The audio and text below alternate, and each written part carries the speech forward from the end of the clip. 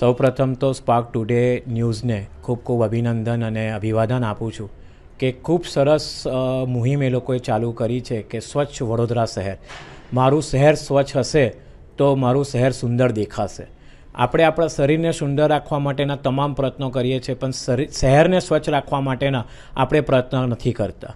આપણે સરકાર પાસેથી અપેક્ષા રાખીએ કે સરકાર બધી સુવિધાઓ આપે, પણ શું એક નાગરિક તરીકે સ્વચ્છ રાખવા માટેની આપણી જવાબદારી આપણે નિભાવીએ છીએ? કચરાપેટીની કચરા ગાડી આપણી પાસે આવે છે. અલગ અલગ સ્થળો, જાહેર સ્થળો ઉપર બ્લુ ડબ્બો ને ગ્રીન ડબ્બો મૂકેલો છે.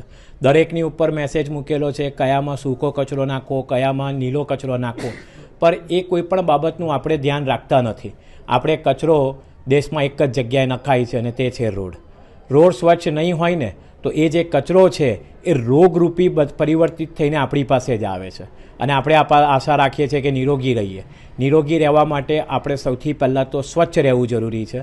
તો મારી સ્પાર્ક ટુડેના આ મુહિમ દ્વારા આપ સૌને અપીલ છે કે જો કોઈ કચરો રોડ પર નાખતો હોય, ફેંકતો હોય, કોઈ ગ્રીન ડબ્બાનું કે બ્લુ ડબ્બાનું ધ્યાન ન લેતું હોય, સમજણ ના હોય તો સમજણ તમે આપજો, પણ એ લોકોને પાઠ ભણાવવા માટે પણ તમે એનો વિડીયો ઉતારજો, તમે એનો ફોટો લેજો અને સ્પાર્ક ટુડેના સભ્યોને તમે ફોટોને વિડીયો મોકલી આપજો, જેથી કરીને બીજી વખત એમને ધ્યાન રહે.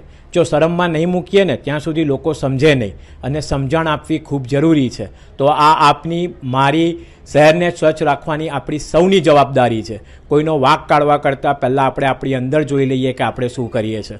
તો હું આપ સૌને એક જ નિવેદન કરીશ કે કચરાને કચરા પેટીમાં જ નાખો, શહેરને સ્વચ્છ રાખો અને આપ સૌ નિરોગી રહો, તેવી હું પ્રભુને પ્રાર્થના અને વંદન કરું છું.